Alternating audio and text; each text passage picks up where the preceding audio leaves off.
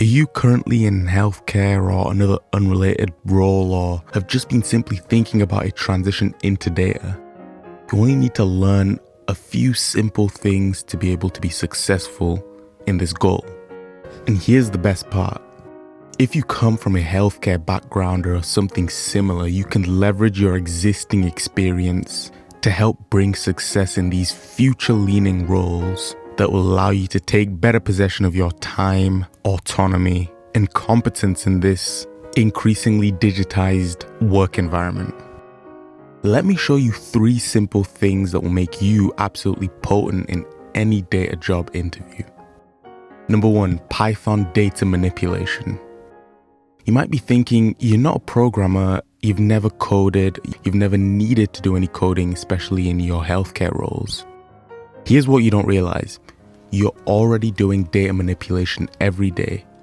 When you review patient charts and identify patterns, when you organize information for handovers, when you track outcomes and notice trends, all these things contribute and can be used as examples in interviews, along with some further skills that you can develop relatively easily. Python is nothing to be afraid of. It's just a tool that makes these same skills more powerful. Let me show you how simple it can be, or how similar it is to what you've already done in the past. Don't be intimidated. Let's go to code mode and see how we can address an issue. Let's set the scenario. You may need to find specific patients in a long list. Python lets you do it instantly. This line of code simply gets all the tools you need into the workspace you're in. This line of code loads in the data.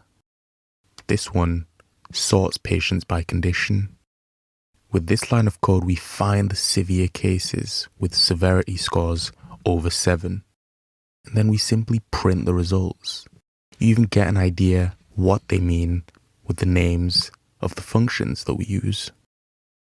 And we've instantly sorted patients by conditions and filtered out severe cases. It's what you would do on rounds possibly, and Python's able to do it across thousands of patients in seconds. You might wonder why you would use this kind of interface as opposed to a nicer user interface where you can type things in and not have to work with functions. That's because sometimes we need to do more customized work, and we need to work with information that generally wouldn't make sense to be presented via a user interface because of how ad hoc the task is. Here's where your healthcare background gives you an advantage. You understand the data's context, something that can't be learned without experience. You know what matters. Tech people often miss this critical understanding. So with Python, you need to focus on basic data cleaning with pandas, as an example, simple visualization that tells a story, and how to automate repetitive analysis. And I'll leave some examples in the description for free resources that you can use to get started. Number 2, pipelining and Excel integration. Healthcare generates more data than almost any other industry, yet it struggles to connect different systems together. We're living in interesting times where these problems are starting to be solved on massive scales, and subject-specific expertise is more important than ever. So my whole thesis is, if you can combine your knowledge with some skills in data, even if it's honestly just a little attempt, the tools that are being created will help you significantly. You just need that little effort. Something you could say in an interview. You become extremely valuable in this ever-growing job market space. If you've ever been frustrated by disconnected systems in healthcare, you already understand the problem that data pipelines solve. Healthcare professionals who can build simple connections between systems are incredibly valuable. Your experience dealing with fragmented systems is actually perfect preparation. Let me show you a quick example. Let's say your manager asks, how many severe cases did we have this week? Right now, you'd probably count each severe case by hand. Imagine doing this across thousands of patients. That has been the case in the past, but now we have tools to help, tools at our disposal. Watch this with one line, a single line of Python, and boom, instantly we have a report showing exactly how many severe cases we had for each condition. This is why healthcare professionals who can automate simple tasks are incredibly valuable. If you've ever spent hours on reports, imagine how powerful it is to generate them in seconds. Imagine having tools like AI to help aid you in this, and then being able to focus on leveraging your experience, your hands-on experience, in achieving issues that private companies, NGOs, or other businesses, such as health startups, may need.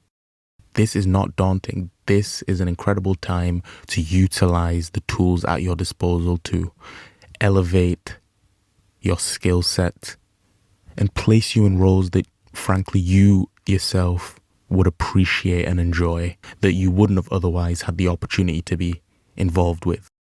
Imagine showing your manager something like this, where you automatically generate these reports that currently take hours of manual work each week. This is especially powerful in healthcare because you understand which metrics actually matter for patient care. You know how the data should be organized for clinical decision making, and you recognize potential privacy and security concerns from your previous training, which often emphasizes the importance of data protection and data privacy laws. The skills you need to focus on learning is how to extract data from one system, process and clean it with something like Python, and output it as polished Excel reports everyone can use. And this leads directly to our third critical skill, SQL fundamentals. SQL sounds scary, but most people are somewhat familiar with what it aims to do. Here's something you might not realize. The databases used in healthcare are often queried using SQL. The same language is used in big tech companies. If you've ever searched for patients with specific conditions or medications, you are essentially doing what SQL does, just with a user interface instead of code. An example here will show you how to use SQL to query information that would otherwise be hidden behind a user interface. You don't have to be an expert. That's the whole point of me demonstrating this. You just have to understand the basics and how this can be used to retrieve valuable information to help solve a research question or any point of interest. SQL lets you ask questions of your data just like you ask questions about your patients. The difference is scale and precision, which is what all this is about. We're moving towards an increasingly digitized environment, which is why I'm bringing this to your attention. Healthcare professionals excel at SQL because you already think in terms of filtering criteria, just like patient inclusion and exclusion. You understand relationships between different types of data, and you know which questions actually matter for outcomes. The things to focus on with SQL are: don't get too bogged down in which version of SQL you're using. Simply focus on the basic select statements with where filters, how to join related tables, think connecting lab results with patient demographics, and the all-popular group by to summarize information, like analyzing outcomes by treatment group. I'll leave some valuable resources that you can use to train very basic SQL, all for free. That will give you an absolutely solid grounding and suitable for many entry-level data roles. With your healthcare background, you'll grasp these concepts faster than many beginners because you already understand the underlying logic. Don't sell yourself short and don't get overwhelmed. Keep going. So there you have it. These 3 skills can absolutely transform your healthcare experience into a data career because they did the same for me. I had absolutely no training in SQL or Python, and I was able to take myself from zero understanding to be integral within a data team in solving some relatively interesting problems. So in summary, to be able to position yourself appropriately to transform your healthcare experience into a data career, you should look to studying. You should focus on Python data manipulation, Excel Python integration pipelines, and basic SQL querying. The industry is rapidly changing and becoming central to data and healthcare. By adding these 3 technical skills to your existing arsenal, you position yourself at the intersection of 2 high-demand fields. If you're currently working with Excel reports, start with Python.